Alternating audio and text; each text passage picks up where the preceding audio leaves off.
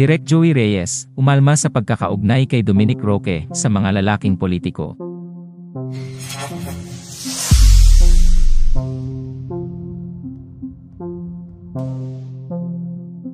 Kamakailan ay umalma ang pinagpipitagan ng scriptwriter-director na si Direk Joey Reyes sa pag-uugnay kay Dominic Roque sa mga lalaking politiko. Ito'y matapos maghiwalay sina Dominic at Bea Alonzo.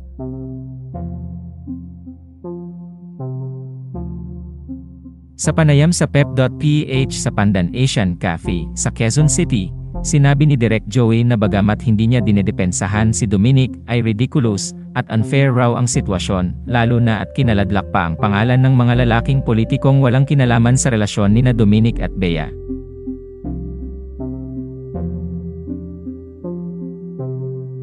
Nang tanungin kung ano ang reaksyon ni Direk Joey sa paghihiwalay nina Dominic at Bea, sinabi niya na kilala niya si Dom at hindi niya kilala ng personal si Bea, pero hindi raw niya maintindihan kung bakit kinakalkal yung private life ng aktor.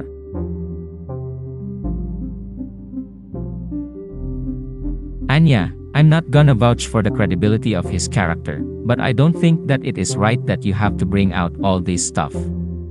Okay. And you know, look how long were they together.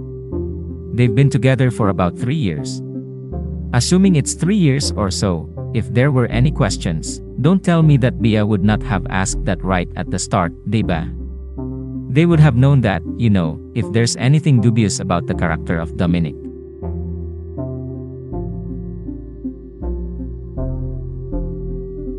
Ayon sa ulat ng pep.ph, kakilala ni Direk Joey Reyes si Dominic Roque, na anak-anakan ni Judy Ann Santos, na close friend ni Beth Tamayo, na tiya ni Dominic.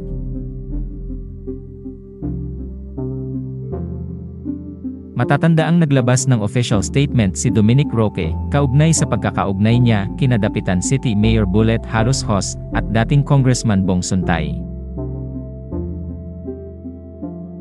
Ayon sa official statement, mariing kinondena ng kampo ni Dominic ang malicious and defamatory public statements ni Christy Fermin. Kinumpirma ng kampo na ang condo unit na natinutuluyan ni Dominic ay pagmamay-ari ni Mayor Bullet, pero mariin nilang itinanggi na benefactor ni Dominic ang politiko.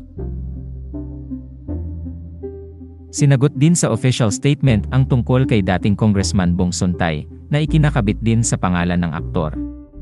Ayon sa official statement, walang sariling Clean Fuel gas station ang aktor, at company-owned lahat ng Clean Fuel gas stations. Salamat sa panonood. Huwag kalimutang mag-subscribe sa aming YouTube channel, i-like ang video na ito, at i-turn on ang notification bell.